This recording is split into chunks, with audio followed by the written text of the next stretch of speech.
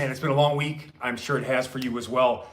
Today's show, full disclosure, I did take an edible, all right? But I'm home, I'm safe. And we got, kind of an end of summer podcast here, end of summer episode. And essentially here, I'm going to talk about cheat meals these days for me, some takeaways for you on how to, find a way to enjoy yourself. Those eats and treats on the weekend. Uncle Baby Biscuits. You saw the thumbnail.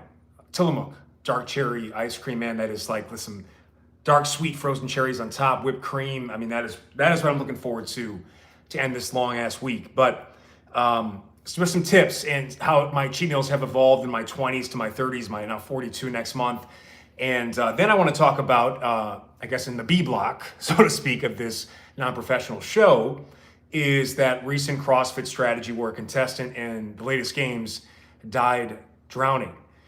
Some takeaways on that and overall just, I guess, intense exercise itself. Just my 2 cents on it. I'd love to hear your thoughts as well. By the way, like, share, subscribe at any time. Drop in a comment on what we're discussing, share your opinion. And towards the end of the episode, after I cover cheat meals these days and then the CrossFit Tragedy, I will take a live Q&A at the end for as long as I am able. If I get too blitzed, I'll stop when my wife comes home from work. So before I get into that, I part of why I'm so exhausted and I'm excited because tomorrow's a beach day. Got my bodyboard ready here. Headed to my favorite place in the world, Malibu, for some bodyboarding, just some ocean time, long walk on the beach, mobility stretching, just a way to kind of fill up my cup this weekend. This is my beach day outfit, okay? Got the bucket, the blue blocker aviators, a nice little Venice Beach Arnold tank, and then, this is just, it's a vibe. It's a vibe. It's great to go to the beach, take on off. But I'm in that mindset because all week I've been looking at the board. I've been thinking about just, as you have to do every week with your training, your business, push it, but you've got to take the time to fill the cup. And I know that my cup is not full when I start to hate doing what I love. I stop wanting to work out as much, or I stop wanting to make workouts, or, just do the things I enjoy in private. And then again, that's a telltale sign. You got to fill the cup. Fill that cup back up. And so, I'll get into it more. The great thing about the bucket hat, beyond, again, I'm in the desert here, so got to be very mindful of sun exposure. Don't want to get skin cancer, especially on the skull. You can't even see this stuff. It's very scary, especially if you're a man over 40 with a bit of a thinning. But you can take this on and off, get that 3-dimensional umbrella type of coverage, and it doesn't really mess up your hair too much. Or fitted, it'll come down. Fitted is my all-time preference. I'm actually starting to warm up here because I just showered. But, the bodyboarding, man, at some point I'm gonna get some videos on it because I get such an amazing workout. Bodyboarding in the ocean is the most fun workout I do, period. I do everything I need to do in that water for 20, 40, 60 minutes. I get the ocean breeze. I get the whole, if you've been on PCH in Malibu in particular, Malibu is I don't know if you haven't been, it is, I don't know, to me, it's my favorite place ever. We moved there right after I left Men's Health, and I had, for the first couple of years there, before the pandemic, essentially, best years of my life. They demanded being the best years I ever lived because I had achieved some big career goals. We had a family goal of getting out to California. Finally, I'm from Milwaukee, my wife's from New York. We met in Massachusetts in college, at Amherst College. We've been together since. Yeah, he's classy. He's loyal. But we had to go to Allentown, Pennsylvania for the Men's Health gig. Started in Milwaukee, went to Allentown, then finally got to California. So it was just the emotion I was hit with all these things I've been working on for, decades at that point, happening, a lot happened great simultaneously. It was just amazing. And every time I'm there, there's a nostalgia for that feeling and just that accomplishment and just the beauty, man. The sun, the way the sun hits the endless mountains on PCH right by the Pacific Ocean. There's some beautiful beaches too with very minimal rock, good waves. And I bodyboard because my big ass is not getting up on a surfboard. That's a full-time job. At some point, I'd like to learn how to surf because it would be probably impressive for someone, 6 foot bigger dude did I fuck up the lighting here? Maybe I did. To be able to get up on that board. But for now, it's just the bodyboarding, because it's also exhausting to get out there because it's a 3-hour drive one way. And but I'm from the Midwest. I've driven from Milwaukee to Fort Myers, Florida, and back a bunch of times. Milwaukee to Massachusetts, back and forth a bunch of times. We did cross-country moves. So, again, long drives aren't a big deal. 3 hours in, 3 hours out, 6 hours there. But yeah, you gotta time it out. And driving, man, extended trips wreck me in a way that they're always bad. But again, at 42, a 3-hour drive, because I work from home. I don't have to do any commuting, and I only use the car when I want to, really, to get groceries. So I've gotten away from just the pitfalls of just being seated for so long, which is great. But at the same time, when I sit again that long, it's a fucking disaster. It feels like all the work you did up until that point to get loose and feel good is gone. And I know many of you battle that, which is why I try to share a lot of these like quick mobility strategies you can do anytime, anywhere. But anyway, getting ready for the beach. I hope you have a beautiful weekend coming up. And I've got a couple things out here right now. I've got and again, this is kind of part of what I'll talk about with the whole cheat. I got notes. Okay, I've got some notes. Like my wife is bringing me a whole bag of chips, but on a more regular basis, or even just, the mindset of just like shifting over to baby portions has been a big part of this whole thing. Like I drink chocolate milk out of a little baby glass. If it's like an extra treat, not if I need more, I'll have more, but I grew up kind of in a household where just like big plates, big glasses. And especially when, you get kind of caught up in it and having fun, man, those portions can get out of control fast. So I've been trying to get like these little baby ass chip bags. Sietza is a great brand, grain-free. Again, I'm not sponsored by any of these guys, probably should be. But grain-free avocado oil. So again, it's tighter portion, baby portions, and good oils. A lot of those other chips, very inflammatory oils. Like the next day, my knee might swell up from the inflammation of it. So just you make some smarter choices. And again, even with that, I've got salsa. I'm not going nachos right now. Which is what sour cream. Look, I love it. I might have some later, but not right now with you. That's a private thing. In a more disciplined venue, yeah, I got the healthier chips portioned out. Salsa, there's my produce, just my little energy right here in crunch. And I've got also a Zevia, stevia sweetened ginger ale, which by the way is about the same price now if you get the discount shop as like the regular ginger ale, which again, I love Seagram's, Canada Dry, those zeros, man, those are the best. But again, on a regular basis, I don't want those artificial sweeteners because it's gonna swell me up. And also, the one thing, I don't think artificial sweeteners will actually stop your ability to lose weight or fat. Like there was periods of time I was like shredded and I had like 20 diet sodas and or artificially like Gatorade Zeros or flavored water, like that was low calorie, but again, flavored. And it messes with your palate, and I feel like you do get hungrier. Like there's something about it that I don't think it affects your body count, but technically if it's affecting your ability to get hungrier more often, maybe it is. Anyway, so again, just smarter, more disciplined choices. I'm gonna break open this fucking bag right now. I'm sorry, I'm hungry.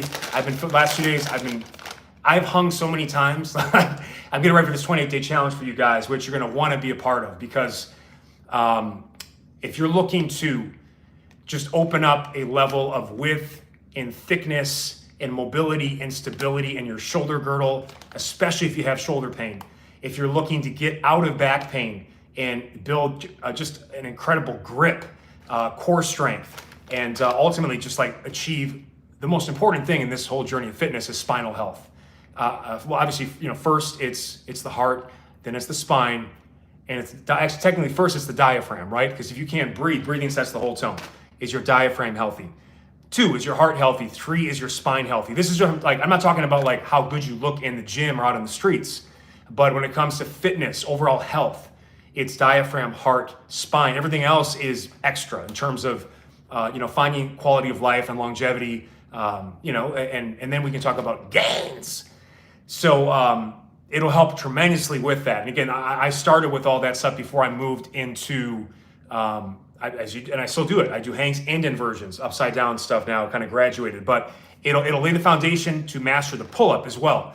And that's where a lot of people will pursue the pull-up, and you've probably done it. Like any bro is at some point like, I want to try to do a pull-up, or maybe do 10 consecutive pull-ups or be like the elite level, which I have yet to hit yet, which is 20 strict perfect pull-ups. That's a long-term goal I hope to get to at some point. But if you don't properly do all the scapular mobility, stability work, the shrugs, the variety of gripping positions, like all the stuff we're gonna go through, like every day, you're gonna do different hang. In week 1, we start with the bridge hang, which is that inverted row position. And what we're trying to do there is, at some point I'm gonna have this chip. It's like the plank to the push-up, you know? The inverted row is an angle. Not only are you hitting different back muscles, you are building that mid-range strength before you go overhead, which again has a lot more demands to your spine, your shoulder, your elbow. So it kind of sets the base. And by the way, you'll never like get past the week 1 variations. Part of what, when you end up learning 28 plus ways to hang, like I can do a different hang every day because variety is the spice of life. 28 challenges are great because 21 days is that habit formation flipping switch. If you get 21, you can go for as long as you want to go. Like you really set a standard. But by day 7 to 10, first 3 to 5 days, you're the most excited. By day 7 to 10, it starts to set in like this is a real thing. And I don't know if I want to even finish it, nor nonetheless make this a lifestyle. But you break past that, and now you've got a movement database you can mix between because that's going to keep you engaged. So there's weekly progression, daily variation, regressions, modifications for beginners to get the most out of the program. And again, if you can't do all the variations, do the ones you can. The goal is not to, you know, some people have better setups. I'm going to show like 4 different pull-up setups and then a TRX and row bars for our entry-level kind of bridge hang or inverted row hang to set the stage for the actual vertical hang. You need TRX or rings and then or a row bar. You can mix between the two or just pick one, and then you need something to hang from, ideally a pull-up bar with multiple grips. But again, I'll show some modifications, and if anything, if you're like, I don't know if I should buy because what I show is, since I was in Allentown at Men's Health, that door pull-up bar, if you've been watching my shit for a while, like you've seen that bar, like I've had to retape it a bunch of times on the actual kind of padding that goes up against the wall. But I mean, like being over 200 and even doing some weighted stuff on it for 7 years daily, it holds up pretty well. And that was $37 on Amazon. It's a great fucking investment. Like if you could tell me I would achieve this level of grip strength, upper body development, shoulder stability and mobility, and my lower back has never felt better. And it's allowing me to unlock all the most challenging core exercises too, not just the ultimate upper body V-tapered Dorito, right? This look, that's what you're looking for. The shoulders at the tips. Comes right down. This is what it is. The hang. If you want the Dorito, the tortilla, you have to hang. Because at some point you pursue those pull-ups, it's going great week 2, 3, and all of a sudden you get an elbow or you get a shoulder, or you burn out because you've been relying on momentum and body English and like adrenaline to get through your sets. And that's part of what I'm going to teach you guys in this program is we're never really going to hit failure. We're going to use a lot of sub-maximal high frequency work, dripping it through the day, or if you want to add it to your training plan, you just do it as fillers. If you want to do your squats, hit some squats, and then do your hang set. You want to do at least 5 to 10 of these 1-minute sets throughout the day. Minimum 5 to 10 minute investment daily, but breakfast, lunch, dinner. You just do a minute hang and you do whatever variation we're focusing on that day. And if you do it in the order we do it, you'll actually build strength and you'll build progression and all that. It's going to be absolutely amazing. By the end of it, you'll notice you're bigger, stronger, and you've never felt better. So again, like I'm really excited about it, and you can continue with it after, because again, it's your loaded stretching. And so again, I'm really excited because we do have some people. I've had some people in my programs, really double their pull-up totals or break 20 plus, and it's pretty amazing. And they all started with a lot of hanging to lay that foundation. We got a YouTube memberships live, by the way. I want to quickly highlight our first 10 members. Guys, I'm going to get into the cheat meal a little bit more and also the CrossFit Tragedy live Q&A at the end, so you can post your questions. I'll try to look through there too. But these are the first 10 people that have supported us here on YouTube. So I'm getting a little bit sweaty. This desert, man. The heat peaks in around 4 p.m. So MC, an insider. By the way, our membership breakdowns, $2.99 a month. is benefactor. That's just you saying, I like the way things currently are. I appreciate how much time and effort goes into this. I'm gonna throw you $2.99 a month just to help keep the lights on. The Samaritan, I don't know what else to say, the goodwill, but it helps because again, this does take a lot of time and effort to keep it going. We had the Insider, which means you get, like anything I schedule, which I schedule a lot of the content you guys see in advance, you see it first. And you also get access to an exclusive live stream where I'm here for an X amount of time and I'm answering any questions. If it's just a couple people, you're taking advantage of it and that's good. And if it's more, then I do the best I can to answer our members first. And the VIP is where it's like, okay, now we're talking, I want some programming, I want challenges or training plans, and then also ad-free, exclusive, members-only content. The ads here, they put, by the way, the better your content does on YouTube, the more ads they put on. So you'll know, like, if I'm ever doing well here, because they'll be spitting ads nonstop. If you ever watch like Club Shay Shay, Shannon Sharp's show, the one that hit 50 million viewers, I believe he said that he made more money in that single Cat Williams interview, 3 hours, than his entire football career. NFL player, we're talking multi-million-dollar contracts annually. So it says, and it's a side note, and someone's asked, I can't take away, ads will remain on our public content, our free public content. That's a big part of how it supports the channel.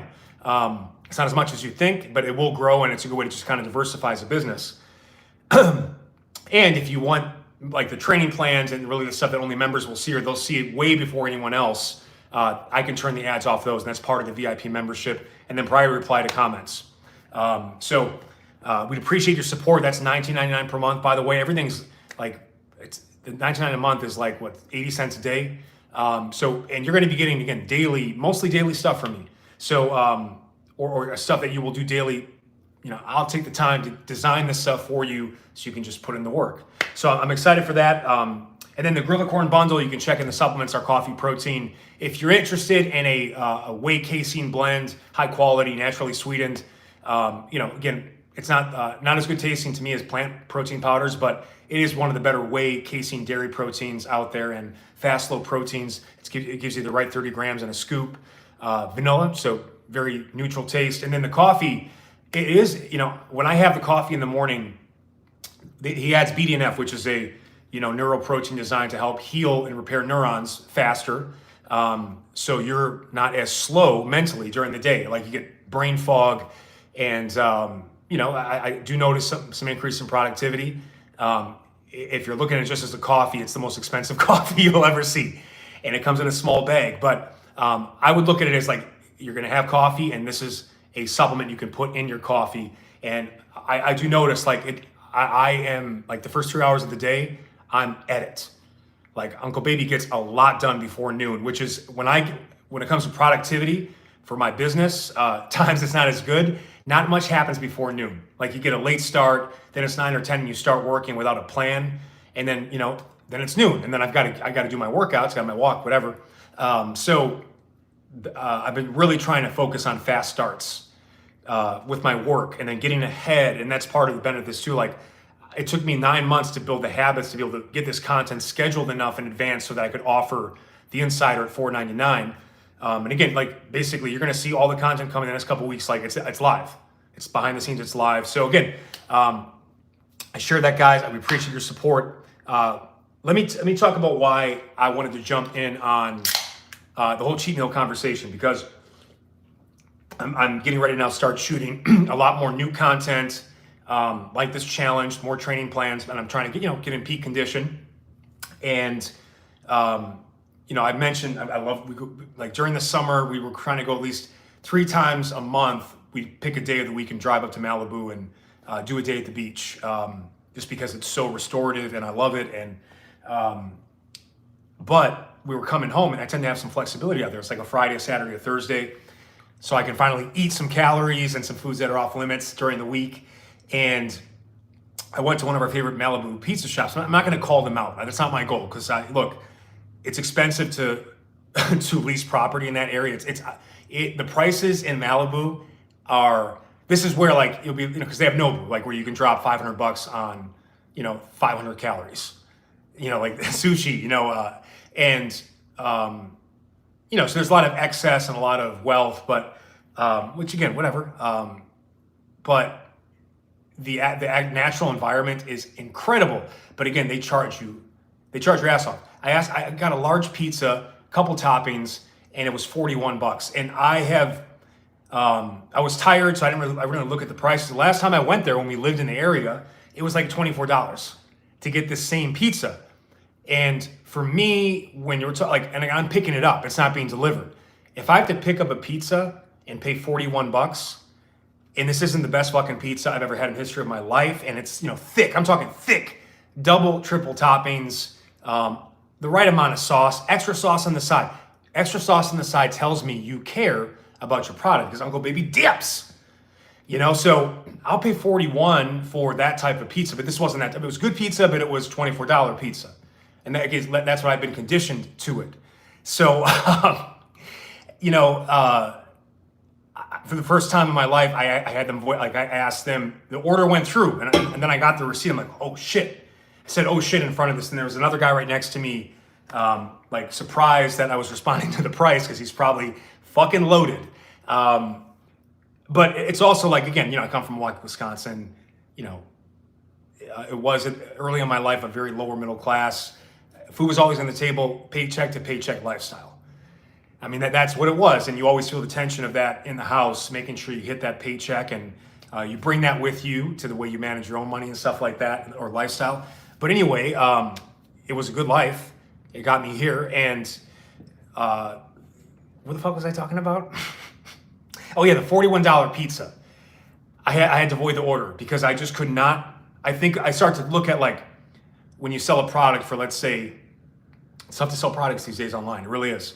So I start to look at a product I've sold, and let's say the product goes for $100, or let's say it goes for something close to 40.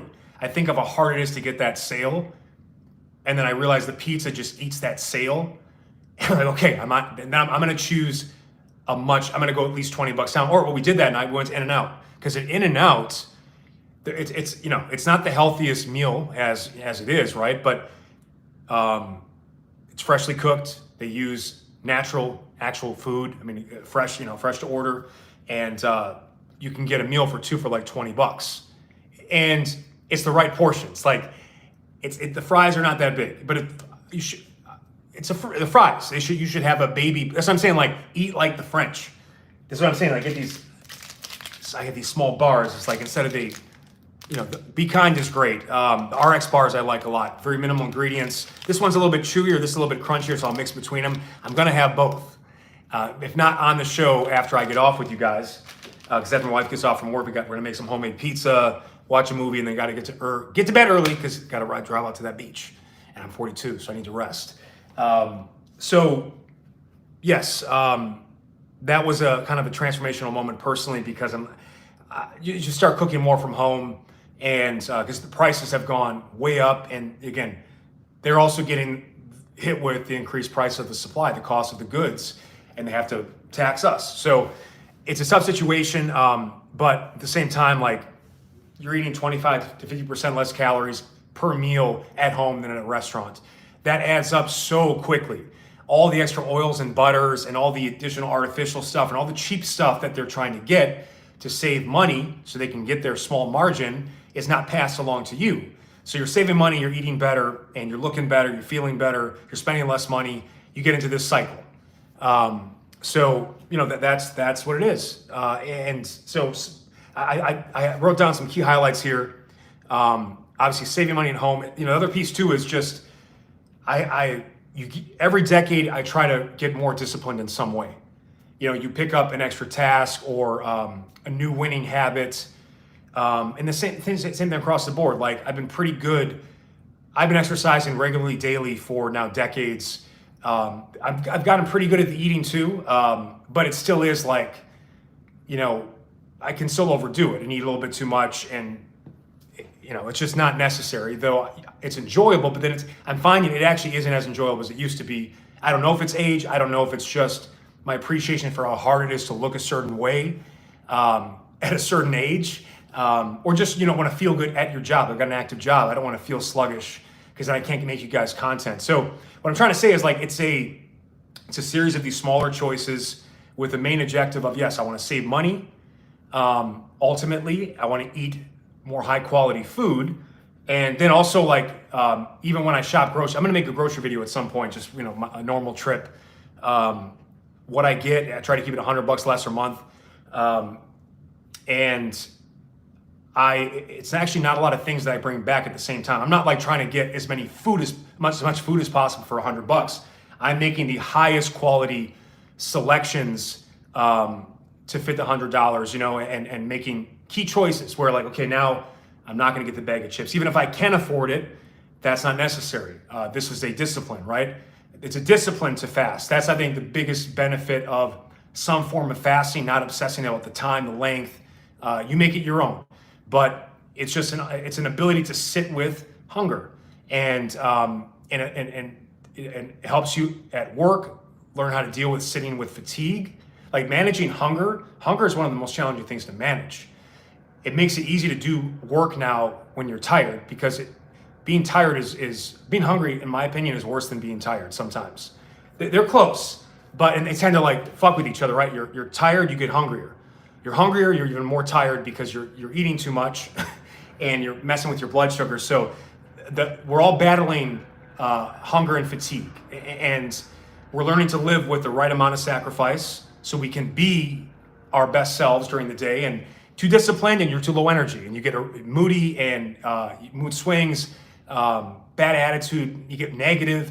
Too much, you get sluggish, lethargic, and you start to get used to taking easier paths on all things. I'm gonna skip my walk. I'm not gonna brush my teeth tonight. Some of you aren't cleaning your asses properly. My wife told me that there was an article or something that came out about, or there was a Reddit thing where someone was, basically a lot of grown-ass men were revealing that they don't wipe their asses after they shit. Like, Uncle Baby has the cleanest butthole in town. Many of you would be happy to know it, because I grew up, my father's Muslim. So after every shit, pretty much particularly after every shit, you do a full washing and cleansing of your ass. I don't use toilet paper. I've got it in the bathroom in case someone comes and needs to use it, but Uncle Baby goes water, soap suds. It's the cleanest. Okay, I keep a very clean hole. But hearing that, and it's like, this is to get into that state where like you're not cleaning your ass in 3 full days, and you've gone to the bathroom in that manner. These are what I'm saying. Like, I'm not saying that happens right away, but how do you get there? It all starts with taking the easy route in a bunch of small choices, and it snowballs dramatically over time. And then obviously people sometimes go through some very traumatic, life-changing things, but clean your ass and, just getting more disciplined, and really, just like I talked about in the recent podcast, which I think you'll enjoy, managing pain, inflammation, arthritis. I can help you. There's 10 great tips in that one. But you start to think again too, like, I can't deal with a swollen knee today. Just can't do it. Like, I gotta film content where I bend my knee. So is what I'm saying. Like, so then if that food choice is gonna cause my knee to swell up when it wouldn't otherwise, that tells me I've got to make a change. I've got to make an improvement. Just be accountable, right? And by the way, thank you. You guys have been along the way the biggest built-in support and accountability, because I have to pretty much at least weekly get on camera, and I have to not hate what I see, and I got to show the movements that you guys can help you guys make a change. So that was just what I'm going to get into, just the mindset of, and again, if you don't have a business, that's fine. Maybe it's your career. There's no one's ever said I'm fitter, I've got more energy, I'm carrying my shoulders higher, I've got better posture, more energy and stamina at work. No one's ever said it costs them money at the job. If anything, it's going to get you in a position where you can actually really level your life up. It's going to come from the extra stuff. A lot of times you get to a plateau. I've experienced it in and out of the gym, and it's not going to be what got you there, getting better at that. That's going to take you past that point. You've got to add some horizontal assets to push past that plateau. So you take on a challenge like the Hangs Challenge, or you just say, I've got to just get a little bit more accountable about the stuff I'm putting in my mouth. And especially when you can combine it with, okay, this will actually help my business. The leaner, more muscular, fit I am, I can show the most stuff, I can shoot the most content, and it also tends to get people to give it more of a chance to actually consider because, people tend to think if this guy can show it well and look the part, maybe it's worth listening to him. So, so that's what I'm trying to tie to, rebuilding my body and my business. And they tend to be pretty synergistic, and it's saving money in the process. And part of what I'm also saying too is I'm not ashamed to say it. I've had food addictions. I've gained 35 pounds in 5 days from binge eating after a bodybuilding show. On a spring break trip to my grandparents in Fort Myers, Florida, when I was like 13, came back 14 pounds heavier in 10 days, had to completely get new school clothes the next day. So there's a problem there. And as much as I've improved it over the years, I've relied still too much on food to give me the joy and satisfaction I can still find in more healthy endeavors, less costly endeavors, like blowing your whole paycheck at a restaurant, or eating too much, eating more food than you need to do what you need to do. So anyway, that was the cheat meal piece. I wanted to get into, and I didn't want to start with this tragedy because it's kind of a bummer. Cheat meal is fun. Someone dying in a CrossFit Games competition needlessly, who was incredibly fit and healthy in the prime of his life, likely. It is kind of a downer, but and by the way, I'm not a reporter. I was almost not going to do the episode because I need to do more research on what I wanted to say about the actual incident itself. But so I'm not going to get all the details right. You can search for it. There was a New York Times article that some people had sent to me as well that I looked at that gave some more insight. I actually looked at the comments. I rarely look at comments with stuff like this because it tends to get so negative.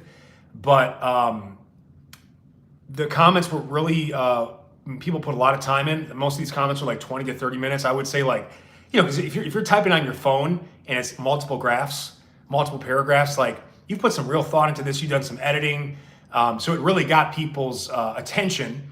And I don't just think it's because of the tragedy. I think it's because CrossFit has such a unique history and had such a unique moment about 10 years ago in the popular zeitgeist.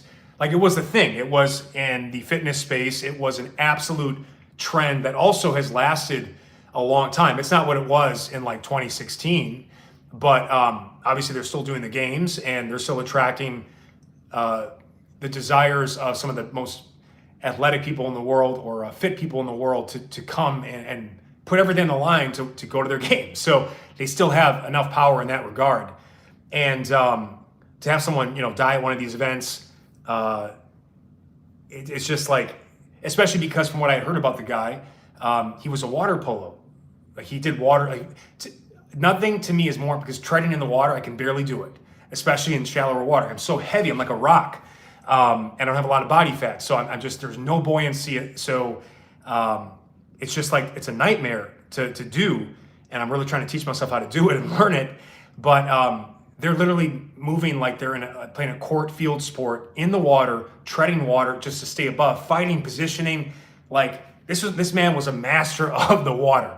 You're not going to find anyone with better water ability than a water polo player. And there were like two lifeguards standing on each side of this guy, and his head was kind of dipping up and down. You can try to find the video if you're interested. But he was so close to the finish line of what was, I believe, an 800 meter open water swim, but it was in Texas and it was 97-degree water. And we don't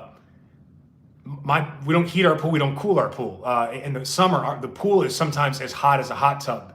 And earlier in the summer, when we finally hit now we're getting to like the 115 degrees, 120.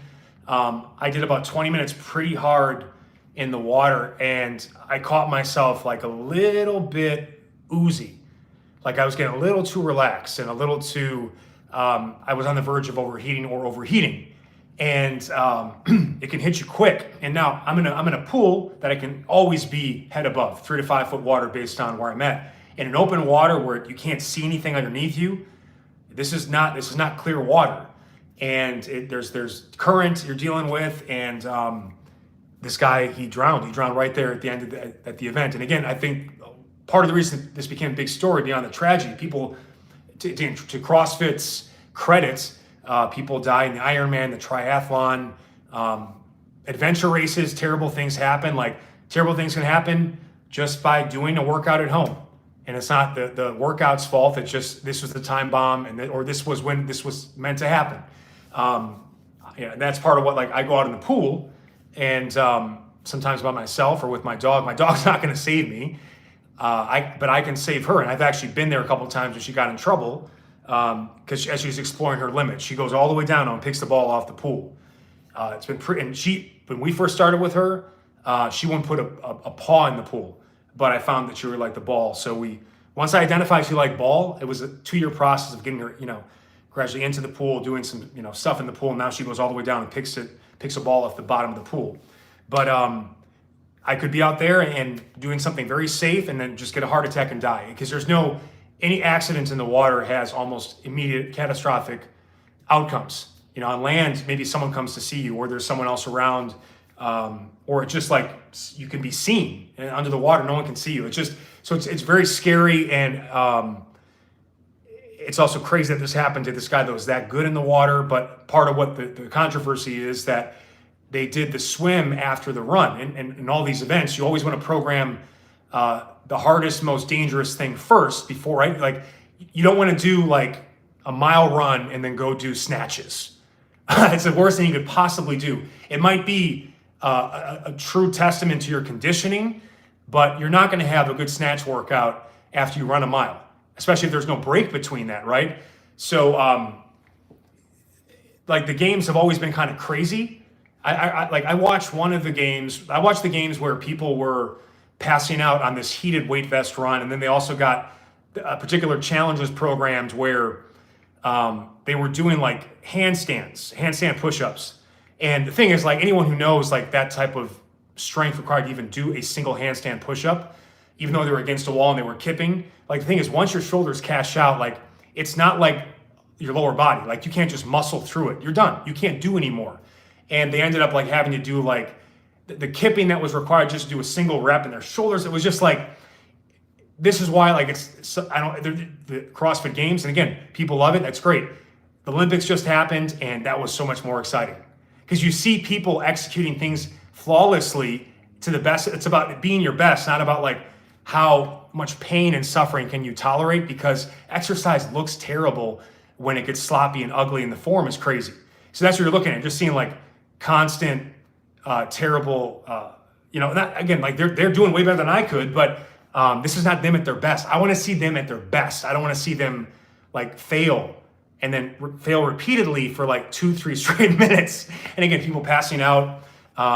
So there's always been, whoever organizes those games, there's always been like people, aside of people that have said, this is kind of a dangerous way to do it, or this just seems like you're not interested in the best outcomes for the athletes, but more just like creating entertainment, fear factor style, versus like Olympic Games, like achieve the pinnacle of your skill, your sport, your craft. That's exciting to watch. It's not fun to watch someone like not be able to do, just like stuck in a handstand position trying to push up. It's not fun. So I think they've suffered from that. And then beyond the fact that like the athletes who have been in them, a lot of them say they're pretty dangerous and their health is never worse than it is around those games, not just like the games themselves, but preparing for those games. But deaths happen in all these intense competitions. My biggest takeaway from the whole thing, beyond like, let's just not have people run before they swim, it's just never done. So it was bad form in that standpoint. It's like me again, like it's not a good workout for me to have someone get cardiovascularly exhausted before a high skill environment, a high skill, high risk exercise. There's nothing riskier, I guess, than swimming, because anything goes wrong, unless someone's there with you, something bad can happen. And same thing also with like barbell stuff, where you're bringing weights over your head. You're sweating, you're not breathing properly, or you're out of breath. Your head's kind of all over the place. You're losing your orientation, and you try to lift a bar overhead. Terrible shit can happen.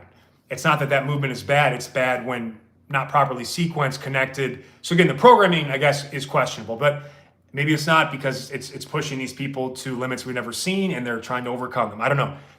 I love your opinion on that. Like, what is your thought if you've heard about that tragedy and just your takeaways? But the biggest thing I kind of came away from it with is I just talked about eating too much and getting addicted to like food for happiness and joy and dealing with problems emotionally, or just trying to get some dopamine in this fucking world.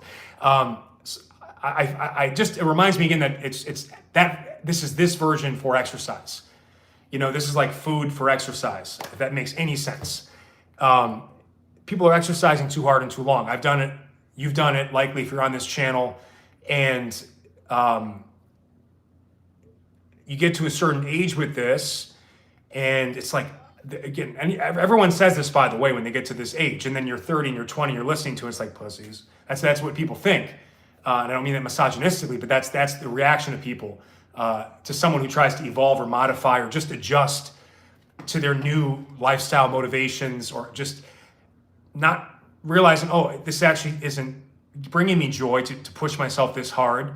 It's taking away from other things in my life in terms of just being wiped out and not feeling good.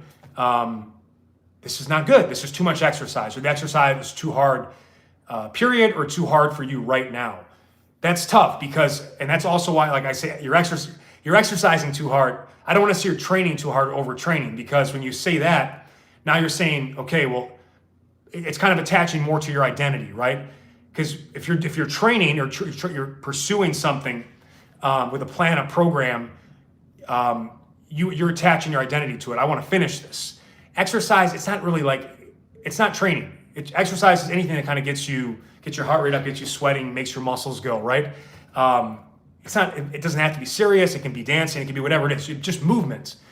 But you see those games, and you just see also some of the outcomes. When I was reading the comments, the number of physical therapists or doctors that came in and said, like, 80% of my patients were CrossFit athletes. And again, it's not CrossFit per se, and I'm not trying to give like them this was a whole trend of like HIIT, high intensity interval training. I got involved with that pretty heavy, the Metcon style metabolic conditioning workout, to the MRT, metabolic resistance training. We're trying to constantly blend strength and cardio. They're fast, fun, effective workouts. They get great results. But if I'm being honest, since I turned 40, I just don't enjoy doing those as much anymore. At least right now, because I'm dealing with, like I said, the arthritis, and I'm also trying to manage now being older and still have to film and exercise, film workouts and also exercise, and find what that looks like. That's a unique combination. I am in the lab right now trying to fine tune. Right now, that type of exercise doesn't serve me. I basically like MRT, metabolic resistance training. My new 3 letters have been lately MCS, which is I do mobility to start my day, typically with heat and or water, pool. I do cardio midday, and that's been a lot of weighted walking, sled, and a lot of backwards sledding on my manual sled tread. If you haven't checked out my backwards walking video, that's been a big part of my knee rehabilitation, is backward pushing. And I've been hitting that mostly daily, and I call it cardio theater. I've got either a movie or a sport game I'll watch while I do it. I mix the volume and the intensity and the resistance on it, but I've just been diligent just getting those in. That's been my main focus, and I hit that midday before I have my midday shake. And then at the end of the day, I've got a block like between 4 or 5 I'll play with. And if I'm feeling really good, I tend to do like 3 20-minute sections of something. More strength focused. So I do, again, mobility in the morning, cardio midday, and strength in the afternoon. That's also strategic too, because I'm my strongest mid to late afternoon. I feel like I'm plenty warm. I've already done a lot of mobility and even the cardio throughout the day. So just got right up in there, and I tend to have really great workouts, strength-wise, resistance-wise, to end the day. So but if I'm not feeling great, it'll just be 20 minutes. But I always do at least 20 minutes, and that might just be hitting the heavy bag. If I'm not up for an actual strength workout, I'll do like 20 minutes of actual strength training, rotating days like upper, lower core, or sometimes I'll do like a full hour of just a leg day, 3 20-minute sections. But that's been just a great blend for me now. I actually don't feel like mixing my strength and cardio. I like completely separating them. It's feeding me really well. It's allowing me to reduce body fat and stay active throughout the day. I just feel good. It's just a good system for me right now. I'll continue to share the MRT and the Metcon stuff, but what I'm saying is that style of just this intervals of like constantly mixing movements, going full body. I guess the sweaty, sore, tired workouts, which have a place, and they do get you really, really lean, but I just haven't felt like doing them. I'm just being honest. So that's how I've been splitting it up, and it just reminded me too that as I've shifted away from it, maybe I'll come back to it at some point or mix it in more. But there's so many ways to do this. There really are. Again, the consistency piece is key. I'm not trying to like CrossFit tries to get you to train a certain way. I'll just share what I do over the years, what I'm doing now, what I think works the best. I'll experiment with new stuff with you guys here. I'm not trying to say it's best. I don't want to discourage you from trying other things or also fucking around with it yourself and making it like, I hope to empower so you actually start making your own workouts and you start, optimizing stuff that you're doing through just the knowledge of doing the programs or the plans. So it's not going to really help you live longer, to be honest. Like the stuff that helps you live longer are things like the hangs. You'll be in less pain. You'll have spinal health and grip strength and overall upper body strength, which is very important as you get older. Daily walks that maintain the cardio and overall general mobility you need to move around. And anything that you enjoy that's fun added on top of that is also tremendous. And all the other stuff is extra, and especially if you're not feeling like doing it, or it's like not bringing you joy, then it's not serving you right now. And it's just interesting as you get older, and it's tough because it's like I feel bad for not wanting. Like I used to want to do that, and I was also good at it, but now I don't want to do it, and it's not what I need to do. I've got to actually focus on something else because this body's a bit different, and I've got to do some fixing, or I've got to do some. I got to push myself in a totally other realm. So. That story also reminded me of it too, is a lot of people in the comments were sharing like all the injuries and just how like it seems like it's a little bit too hard, and you don't have to make it this hard, and or you're something's going on where you feel like you need to so frequently like crush yourself. Take that as you will. Like I said, everything here, take it or leave it. But I do wonder if. It doesn't have to, I'm telling you, it doesn't have to be that hard. And by the way, part of why I like to separate these things like this, it's my unique schedule. You probably can't do it because you don't this is where I live and work simultaneously and train. So I've got the ability to just structure it to the likings of my personal rhythms. But starting the day with mobility and pool and sauna and then midday, just doing some good cardio, getting a great sweat, getting into kind of a meditative thing that allows me to just go like flow state, either brainstorm the second half of the day or completely get out of all the work I had to start my day. It really is meditative. That's what's so beautiful about like going for a run when you can do it without pain and you can breathe properly and just good form, whether it's running, swimming, cardio machine of your choice. And ideally one that's low impact, especially if you're doing it daily, so it's not wearing you out. But I love that midday, that meditative mindset. And then just getting, especially because I'll have a shake in the morning, just protein powder and coffee. It's like a modified fast. And then, and again, I'm not saying you have to do fasted cardio, but part of what fasting does is it makes your body depend and utilize more on stored and dietary fat for fuel. So classic aerobic steady state cardio style, even working in some higher intensity blocks, if you want to do some intervals with it, you could. Not necessary. And if you do it, keep it short. You still need that aerobic work. It just really feels good, and I feel like it does help me maintain my abs, and it's helped me tremendously. Just I have to, as someone who used to be fat, I have to do a little extra cardio than probably someone who wasn't. I know that for a fact. We know that from research. Once you've been fat, you have a energy debt the rest of your life, in the sense that there's a couple extra hundred calories you either have to burn off through exercise and or cut out in your diet to be the same weight that the same weight is of you, like just because of what the damage that does to your body, especially if you really push it like 25 to 50 plus pounds overweight. That's a real cost. You never want to get there, and if you are, you'll have to always probably be more active and be on the leaner side of calorie ranges because of that. I've been there, and many of you have too, and you know it, you feel it. So you do want to try to avoid that, but for me also, just in case like I get too wound down at the end of the day, and maybe I just don't feel like doing anything in the day. That happens sometimes. I've at least already done all my mobility, and I've done all my cardiovascular. And then throughout the day, by the way, I should mention, like hourly EHO, every hour in the hour, I do like, I'll hang, or I'll do a set of dips, or whatever I want to do that day. I'll do I pepper in my strength workout throughout the day, so just in case I can't, or I just can't get up for, I don't have time for, I've got to maybe work longer than I anticipated. or help around the house more than we thought something came up in the house, I'll at least have banked that. Again, it's starting fast, banking things as early in the day as possible. I think with your exercise, with your diet, I always like to do it the opposite. I like to backload my calories, and I like to be as active and productive as long as I can, light and tight. It's my preference. I just feel better if I have a solid meal to start or midday. I get sluggish. Just that's my metabolism. That's my body. So anyway, just wanted to share all that stuff too. Let me get into let me know your thoughts on the CrossFit thing. And again, some people really get a lot of joy and accomplishment out of it. By the way, many of the comments were also positive. I've been doing it for 20 years, and I'm like, one guy was like, I'm in my 40s. I can deadlift twice my body weight. I can run a mile in 5 minutes and 30 seconds. I can do 20 strict pull-ups. Obviously, that's working for this guy. So maybe it's just, again, I'm in the belief that it's definitely not for everyone.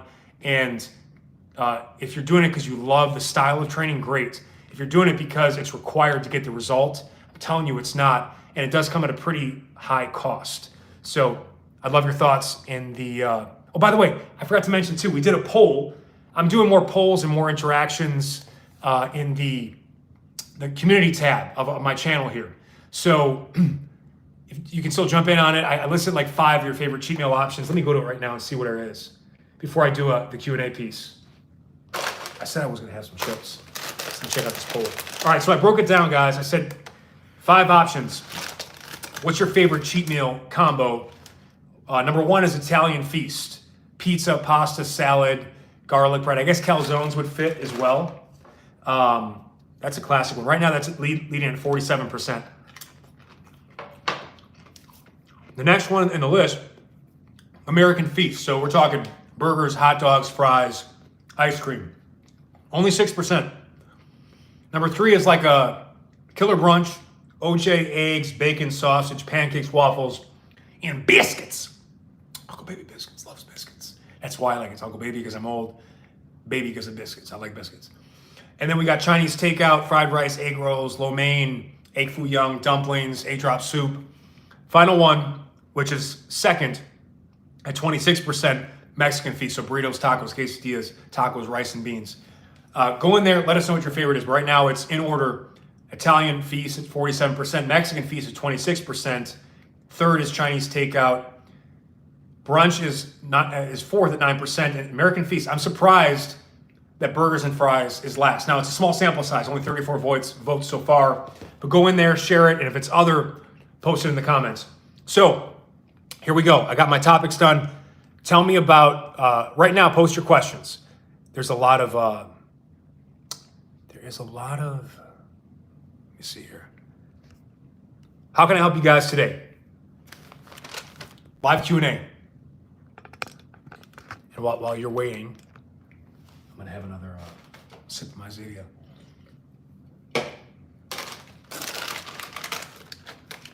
I know we had one question. Someone said, do I even lift? Not as much. Not as much anymore.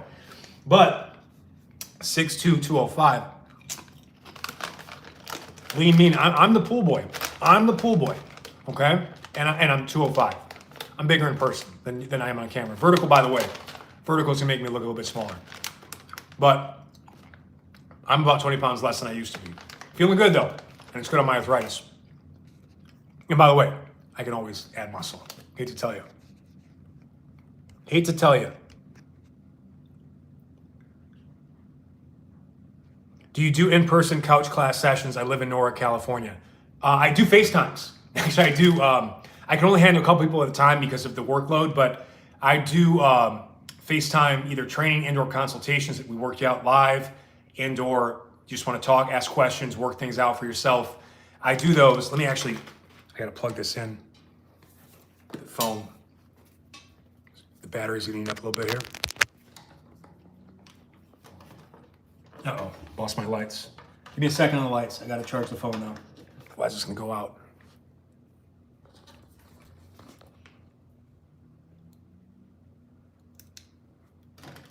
Come on, get in there.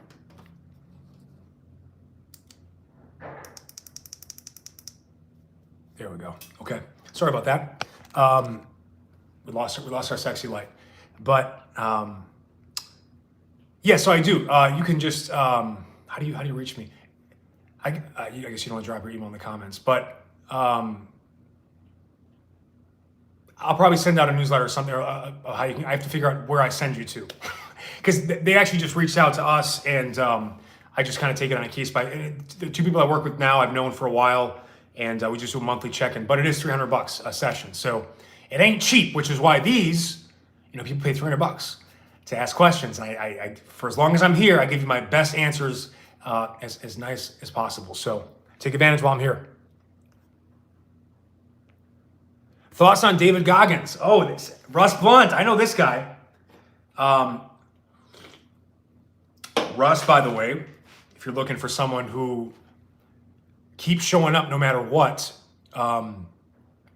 unfortunately had suffered a stroke exercising, and has come back and just relentless, like never misses a workout. Obviously is not someone that lets anything get in the way of what he wants to do. So much respect to Russ Blount, a longtime member of the Daily BJ. Much appreciated, brother. And so David Goggins. It's interesting. I respect the guy a lot. The stuff he does physically, the stuff he's able to do with his mind. He's a next level dude. Next level dude. There are obviously some things that everybody's got a different style, right? So, like when I played, I was a captain in football, and I ran work. Obviously, my job, I ran workouts. I ran a business, so I'm familiar with leadership style roles. And my style has always been kind of lead by example. I'm not much of a screamer, or I try to go more of the humor route, keep things light, because I can get pretty intense and competitive, and I don't like myself. Like, I can go that route. Some of you that maybe knew me when I was young, like this is a watered down version of the animal I was in my 20s and 30s. Just way too intense and just too competitive, and you get this, and I don't like living like that, because it's hard to turn that off. When you live like that, you take it into almost all things. It's very difficult not to. And I'm never motivated by like a drill sergeant style stuff personally. A lot of people are. A lot of people need someone to scream at them. I mean, it's one of the reasons I stopped doing personal training, like in session. I worked with a guy who he died, and they brought him back to life, had opened his chest up, and he had like all the types of surgeries you can do on a heart, they did on this guy. And he was like a type A money guy. Type A, everything was just as hard as possible. Like, he didn't do one thing that was easy in his life. Everything was a challenge, and he wanted to climb mountains, but also run multiple businesses. And then when he worked out, he demanded to be in pain. Like, I'd be like, man, we don't have to do it like this. But he was like, I'm paying. One day he looks at me, he goes, I'm paying you to make me hurt. And I'm like, fuck. And I needed the money. Like, this is me in my early 20s. I'm going to this guy's house, which, like, I don't want to do that ever. To have to go into someone's house, they pay you to kind of train them. It's just, it's not a dynamic I ever enjoyed personally. Some people do it. That's fine. I did it, and I always felt like, I didn't like the way I felt while I was doing it. It was always better to meet them at a neutral site. And just because, they end up taking a call, or there's just weird dynamics. Let me just put it that way. So I'm there, I need this money. It was like $1,000 to train him 3 times a week for a month. This is like 2006. And this is early stuff. This is me just breaking out as a personal trainer. And also, this was a client that I took off-site from the gym I had started with. So this was a very important client. I had to do it, but I would literally pull up to his house, and I'd almost have a panic attack, because I was worried this guy was going to die. We were on a recumbent bike one time, and I set the resistance at like 10 out of 20, and we were hitting like a 3-minute set with a little recovery built in, and just repeats of that. And then there would be like some 30-second bursts and stuff like that. And he just like, he got to the point, he was like, he kept pushing. I'm like, that's too much intensity. And I'm like, you don't have to go that hard. We're gonna do this about 5 to 10 times. He just wanted to die. He wanted to die. And I just don't understand that. But he wasn't happy. And also he liked to vomit. This dude was a client from hell.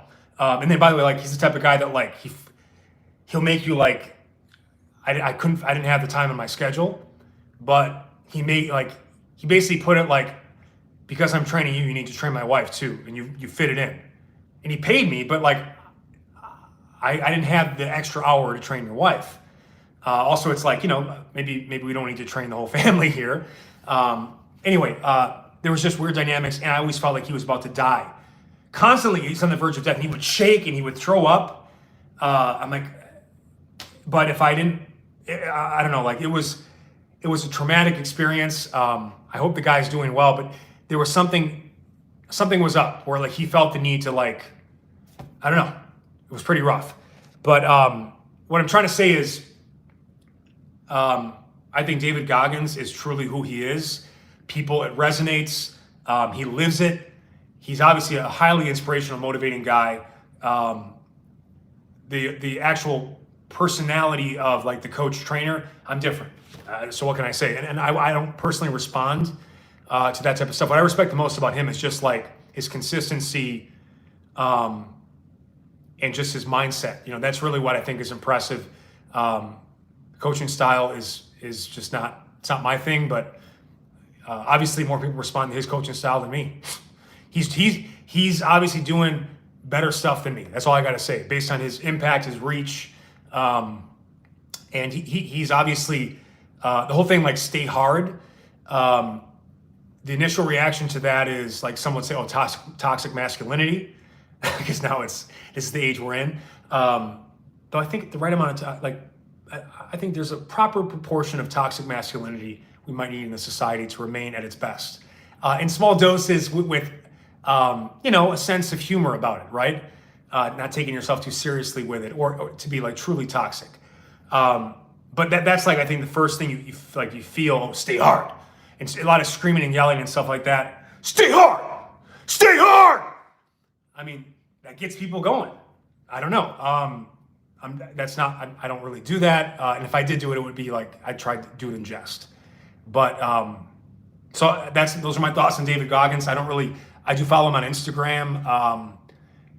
I initially got his book, but I ended up I stopped listening to it because it was someone else, another voice reading his words. I will say about this guy, he has a very powerful, he's one of the few people out there that can just look at a video and you feel like he's in the room with you. The energy, the intensity, the aura, I mean, he's got it. That guy's got it. You talk about X Factor, 110%, David Goggins has got it. And I think he's a good follow for just to see the guy pushes himself to such levels. I mean, his pain tolerance, I would say, maybe the highest pain tolerance of anyone out there right now. So much respect to that. Those are my thoughts on David Goggins. What else we got? Let me see if I can. Someone said share a crazy childhood story. I'll get to that if there isn't a. Let me see here.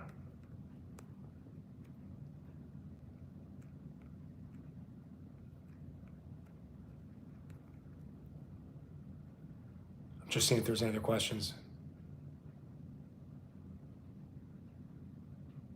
Oh yeah, I was also let me give a shout out to our members quick. So if there are any questions, I'll wait till the next question here. First 10 members. His train of thought sometimes. MC, Arunas N, MP, Skria Binfly, Rob Williams, Jeff Pierce, Lindsay Burkholder, Finn Walker Joe, and hopefully I'm saying this correctly, Kunal Rawani. Our first 10 YouTube members. Thank you guys. This is, anytime starting something new, especially I've had a lot of anxiety this month because I'm shifting my whole business from Vimeo to YouTube. It's like moving a house. And I've got so many assets on one side. I've been trying to get over here in the right amounts and figuring out what works here versus what worked there. Anytime you move anything, you lose. Some people aren't going to come with us, so that's going to affect the business. How many new people will sign up over here when there's a lot of good free content? So it's been pretty stressful. And I do believe I'm going to show you the value. And we have multiple tiers to get involved with based on price. I will show you the value in terms of daily, monthly value in there. I'll continue to keep it good for free as well. and we'll try ways to make revenue through the ads and stuff like that too. But I do want it to be an incredible resource for you guys. I really do. Throwing a lot out there, trying to see what sticks, and I think we're finding formulas, and I'm going to keep fine tuning. But you open up the membership, and there's 0 people, and you can. And there was like 1. And by the way, we haven't even launched it yet. We launched we launch a week from Sunday. We're coming through here close. 9/1 is the official launch date, but it's already active, and you can get in there, and we've got our members only content, our ad-free content, and early access stuff already in there waiting for you. Just click the join button or click the link in the video description, but you can just check it out and see what's involved. But I'll get you the value. But you break 10, like 10's a big one. Like 10 at least, okay, it may not be a huge success, but 10 people are interested. By the way, like we had at one point, 1,000 to 2,000 members at Vimeo when things were really peaking with fitness, people's interest in fitness, people had disposable income. I had just left Men's Health, so I had a lot of goodwill I was bringing over there. And we had about 1,000 or 2,000 members at one point. So I knew what that was like. And when we left Men's Health, I was like, I'm going to start that site and app. I didn't know anything that was going to happen. And like the amount of support that came through was amazing. It allowed us to move to California. It's allowed all the stuff, that great stuff that's happened over the last 7 years. And I'm so appreciative of those people that again, I went from having a salary to nothing overnight. And, we very quickly got several hundred members, push it to 1,000 to 2,000 members. But now I'm restarting this. And, I believe in it long term. It's going to be maybe shaky in the beginning, but again, getting the first 10 means a lot. Then it's like 25, 50, 100, 500, 1,000. Those are kind of key markers along the way. But I will never forget the first 10 people because, it's been pretty nerve-wracking to see. I hate doing it. You hate to change things on people, but ultimately I think it's the best long-term thing for the business.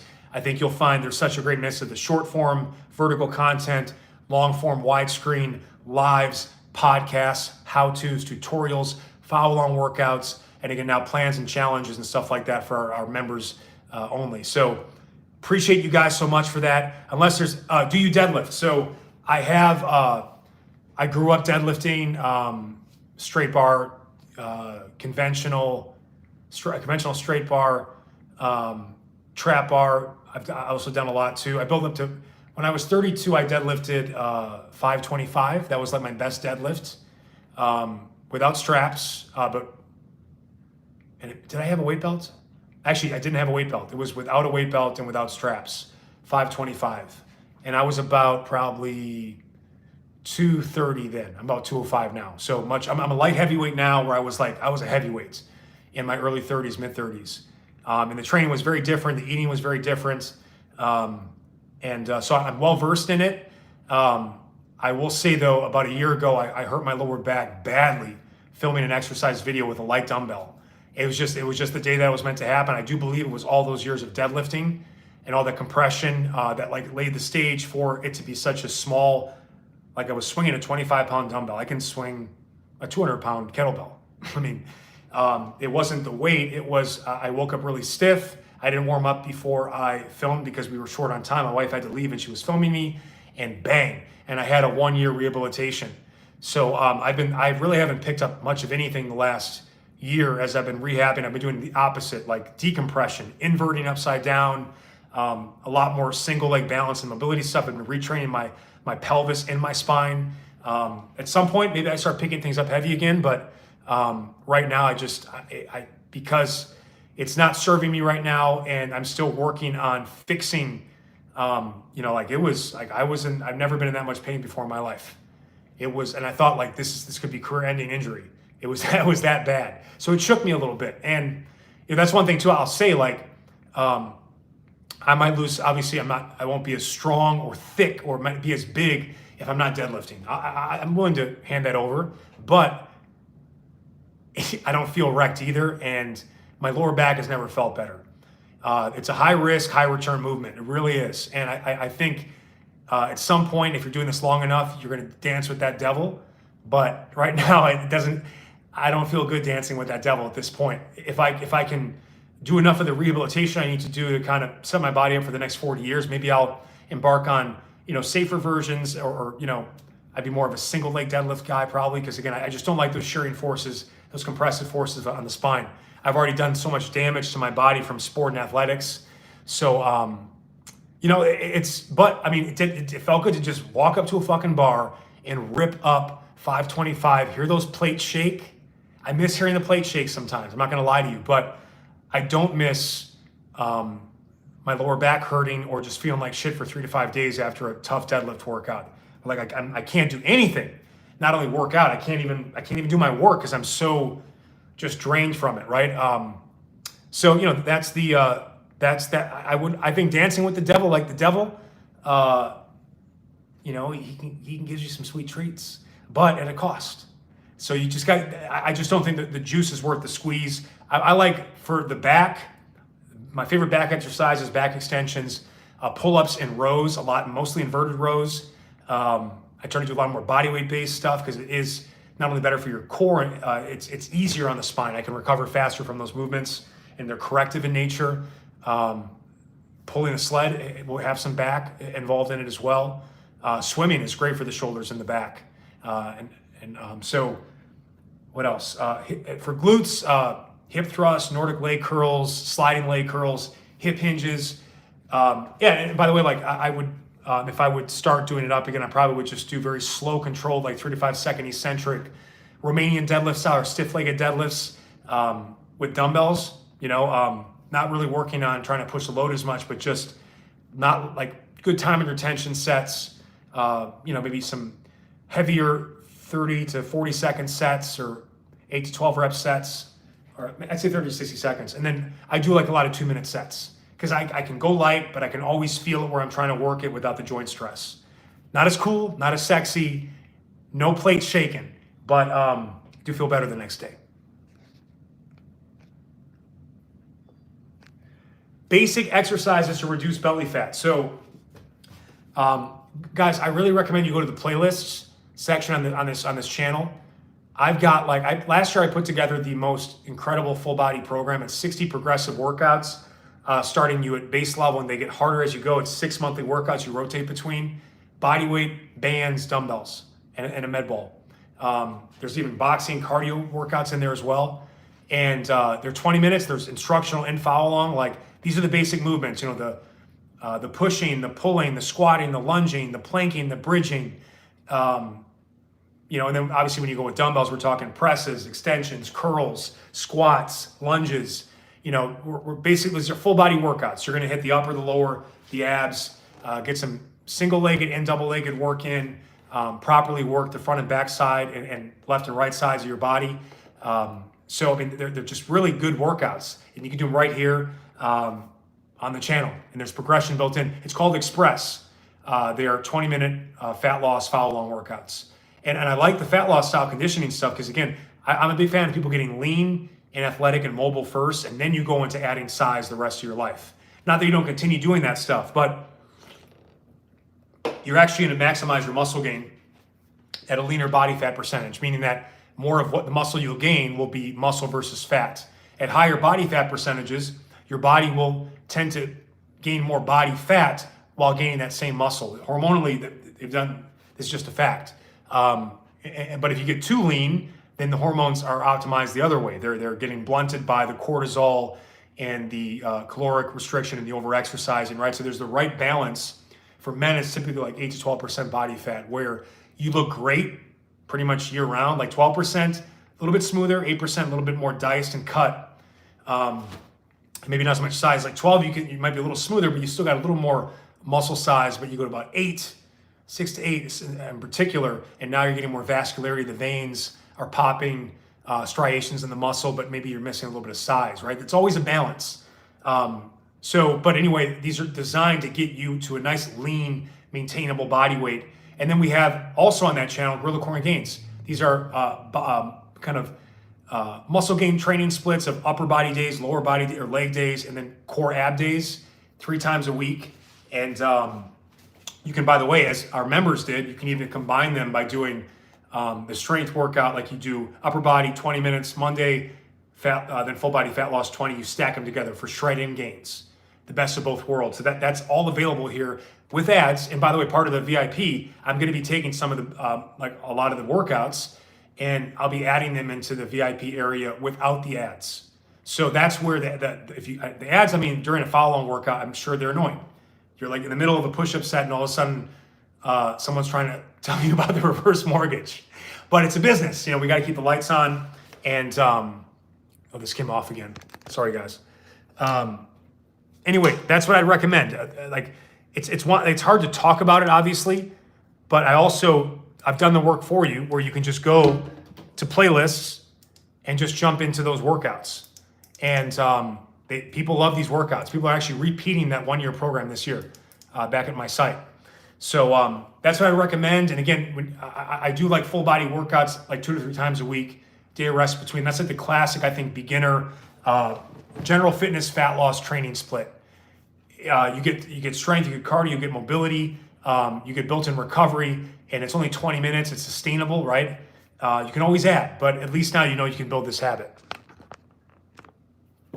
What else we got to finish?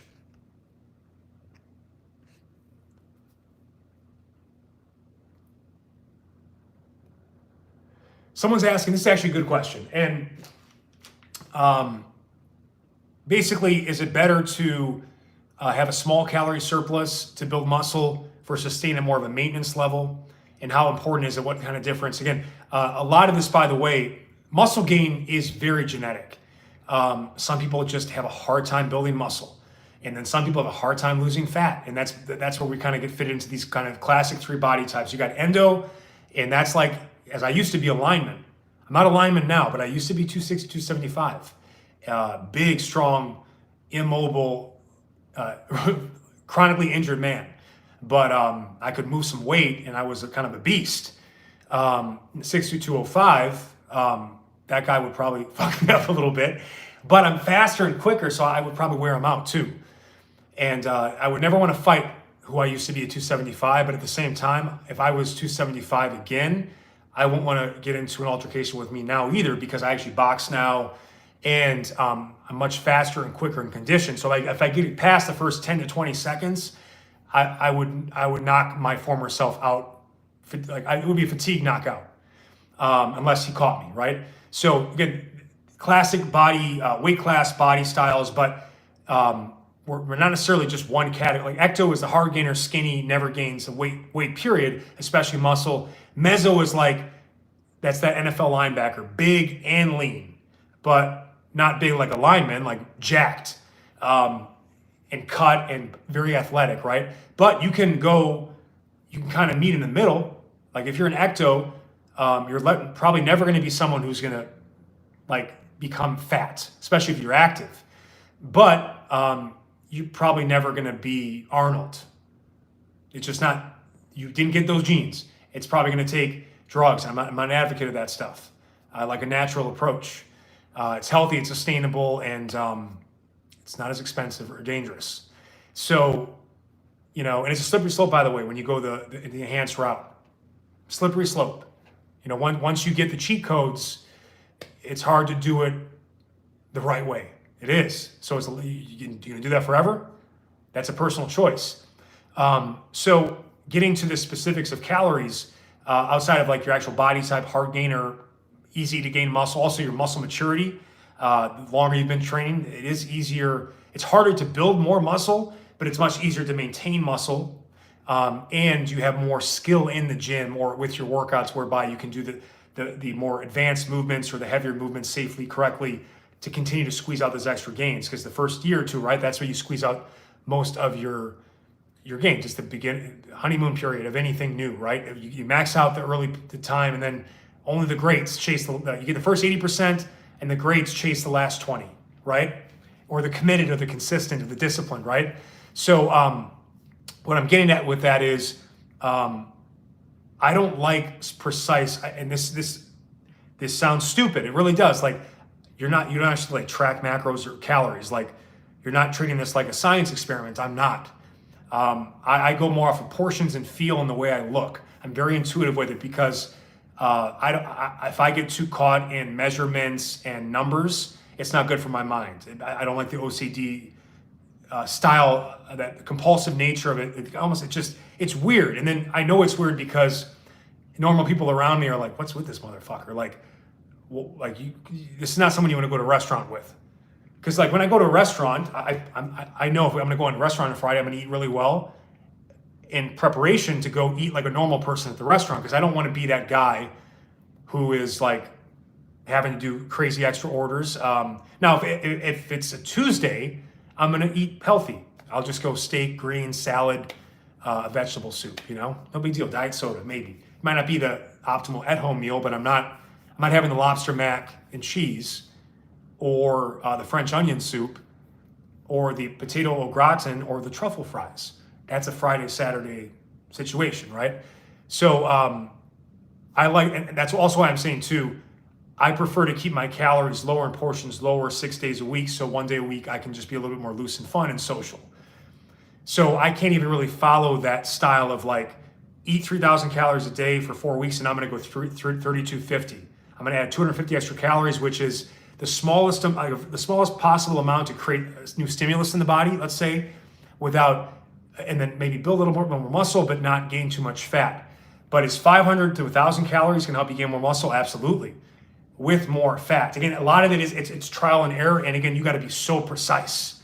You know what I'm saying? Like I don't like eating like a science experiment. And that's what it requires to have that level of caloric precision. Some people thrive on that. By the way, this is part of what my struggles in business. I'm not analytical at all. I go from here. I just go, I've gotten better over the years at being more cognizant of numbers and that type of stuff, but I don't like to look at analytics. It's just not my style. And also part of the thing is too, I wear so many hats already, and you could argue the most important hat is to do more of the analytical marketing. I agree. I'm more of a creative marketing guy. Like that's where I would thrive in an ad agency, not like doing the statistics and the measurements about like the demographics of what people like. No, I like to kind of go more on feel. I really do. It's just my style. That approach you're talking about, highly effective, very precise, and you can work it up and down in 250 calorie increments based on what you're seeing. If you're seeing, okay, I'm building a good amount of muscle and I'm staying lean, that might be the right amount. The moment it stops working, you decide if I want to go up and down. And if it stops working in the sense of I'm smoothing out a little bit, or now my muscle gain is stalled, now I've got to experiment with going up to 3,500 calories. But being diligent enough to like count those calories, track those calories. I don't even have the time to do it. Part of why I like a leaner, lighter lifestyle is I don't have to eat as much so I can get all the work I need to get done. In my 20s, when I could just do, some days all I had to do was work out. That was it. In that case, yeah, I can eat 6 to 8 times a day. By the way, I never was really a big counter. I probably left some more complete looks on the table, but for me, sustainable, I'm not going to be counting this shit forever. So I was willing to take like a couple decades of trial and error and fine tuning to find exactly how I eat intuitively, to not have to count or track anything. I just generally try to use the same types of plates and cups and bowls. I measure like my protein powder and a cup of milk, but like I measure fats. I measure the higher calorie stuff because you can put on like 1,000 calories of olive oil. I'm careful with the nuts. I have a little, I call it a little bitch bowl. It's like a tenth the size of this is the bowl of salsa I've got here. I was trying to eat, but I had to come on here and talk to you guys. I used to have a whole bag of nuts, 3,000 calories, easy.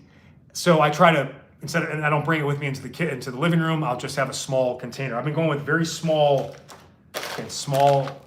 baby portions. That was a big part we talked about earlier in the episode. So I guess what I'm saying is it's a tried and proven approach. It's the most scientific approach, not my style. It's like unlikely something will have to be that you can sustain unless it really resonates with you and it's part of what like allows you to lock it in.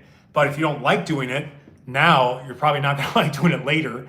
So try to get more in terms of like a portion, like you have a plate, there's a portion of protein, about a fist, a portion of vegetables, maybe a portion of starch, and then as Precision Nutrition does this really well, and then like a thumb of fats. And that's a great plate. You want more calories? About a fist of starch is typically 50 grams, right, of carbohydrate times 4 calories per gram, 200 calories. So you basically could go that 250 calorie adjustment route and just add an extra serving of starch to your evening meal, and that might be all you need. So you want to go about it in a way of not like having to change all the other things you currently eat. Just add a portion here or there to your current eating style. Versus a lot of times I see with these macro trackers or stuff like that, like your 3,000 calorie plan is like totally different foods than the 2,000 calorie plan. So you're not only having to like eat more calories, but eat maybe different foods and different combinations, and too many foods, different combinations, different amounts, or just like it doesn't make sense to make a meal. I hope that makes sense, but it definitely works. How much more? I think it's healthy to have a natural fluctuation in calories, whether it's once a week or every other day. I think that's good. Just keep the metabolism from totally adapting just one exact way, though. You do want to I think, like I said, 80% of the time, you want to be eating the same shit week in, week out. You're going to sleep better. You're going to feel better. You're going to train better. You're going to recover faster. You're going to have less digestive stress. When you're constantly changing your diet, whether it's more calories, exotic foods, I'm saying like once a week, try some exotic foods. But what I'm saying is, I look at diet. The best way to do your diet is kind of like a dog, because we can just do it for them. We can vary, like it's a couple cups of food or a cup of food based on the size of your dog or their activity level, right? And then with her too, I try to give her a weekly feast because that's very in line with all of our evolutionary past. We weren't eating at the current frequency in ancient times. We have the same DNA and biology in there, right? So but she's very sensitive to any adjustments. So but you can only achieve that when you have you rock a certain dietary base, and then just focus on changing one thing so it's easy to track and easy to adjust to, and then also to know from just a true scientific standpoint, you've got to control. You're changing too many things at once. You don't know exactly why the outcome is this outcome. You don't. But if you're eating 3,000 calories a day and all you change is that to your evening meal, you add a cup of rice, which is about 200 calories, 250, maybe if you put whatever you put in rice to get 50 extra calories, maybe an extra little olive oil drizzle. That's easy to track, easy to change, and then whether maybe rice isn't good for you. Maybe it's oats would be better, or maybe a sweet potato, right? You play around with that, but again, you want to have the control.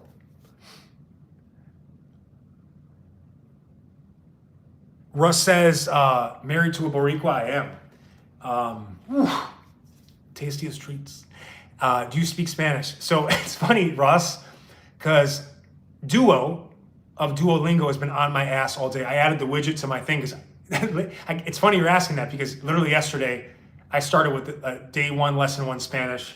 My wife's family speaks Spanish. I live in California. I live in also the desert, kind of Palm Springs area, so very close to Mexico. And it's at some point, and one of my favorite places in the world is Costa Rica. I feel like it's finally time to just learn, because I took French in high school, in overall school. And so yeah, I'm starting to learn, but I've only done it for a day. And the app widget has been saying, you got to do your lesson today. When you complete a lesson, the widget is like this. And when you don't, he's all upset and depressed. And there's a message that says, Duo misses you.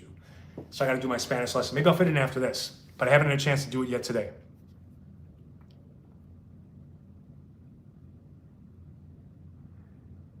Dress Me Up 123, who asked that really good calorie question. He does stick with the same diet the most days. Calorie counting can be exhausting, and he loves the home workouts in Delta Fit, which is it always it blows my mind. Like when I was filming those workouts, I never thought someone would be doing those now 12 years later. I was trying to survive that week. I shot all those 24 workouts in a week. I think the bone spurs in my left knee might be because my left knee has never been the same after that week. Every year it's gotten a little bit worse, and I trace it back to Delta Fit. So I'm happy to hear you enjoyed it. And it's crazy that anyone would do those. I mean, do those workouts still for 12 years, or just work them in, or having done them, period, man. that was also like, that was my first experience. That was my first actual, like, I had done a couple like private label DVDs, like, these are like my mixtapes, local for fitness. Like I did Heart Rate Hotel. I did T30, which had three workout rotation of the Monster, the Beast, and the Warrior workout. That was a good program. That was like mostly dumbbells and body weights. I did that one, but the Delta Fit was the first one where like, wow, this is like millions of people will see this, thousands will do it. So it means a lot that you guys liked it, man. It was quite a week. What else we got? I'll take a couple more here before. We're already an hour and a half in.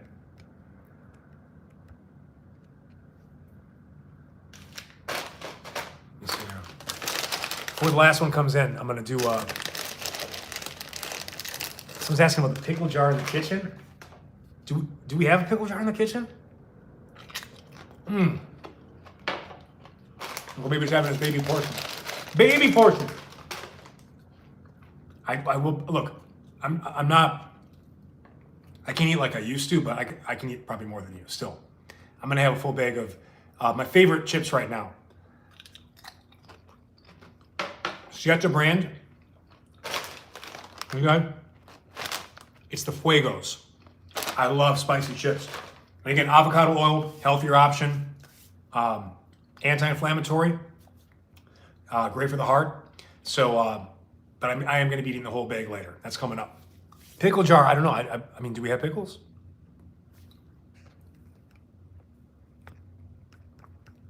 All right.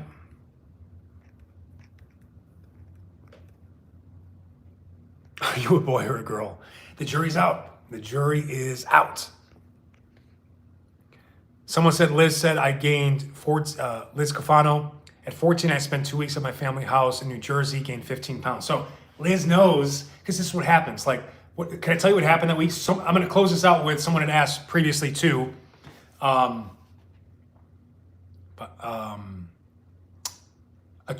funny childhood story. So I'll be more specific about that. My fondest memories of growing up are going to see my grandparents on spring break, winter break in Fort Myers, Florida. We used to go to Fort Myers Beach, Sanibel, and especially during the spring break time, like when you're a kid and you see all like the high school, college kids like spring breaking, it was awesome. Like I love being there. I love hot weather. That's why I live in the desert now. And because I grew up in Wisconsin, I just did not like the cold. Love it during the summer, but man, the winter months are brutal. They make you question everything. So you go there and they just like, I felt like Hansel, the German story, Hansel getting, because my grandma actually was Austrian. I felt like I was literally Hansel in that German story where like they fatten you up for the kill. Because like she was feeding me mozzarella sticks and I was drinking like 6 regular sodas and juices and milks and cakes. And she'd make schnitzel, fried veal, mashed potatoes. There was bread at every meal. Like 14 days later, I mean, seriously, 10 days later, I was 14 pounds heavier. And I was watching just endless Blockbuster tapes. Like this, I'm aging myself here. We go to Blockbuster and you get 5 movies and you try to get through them in a day and you go back and get the new ones. Transformers, like all the 90s action movies, just eating, watching, and before you know it, you got to buy all new school clothes. So that's what happened. That was the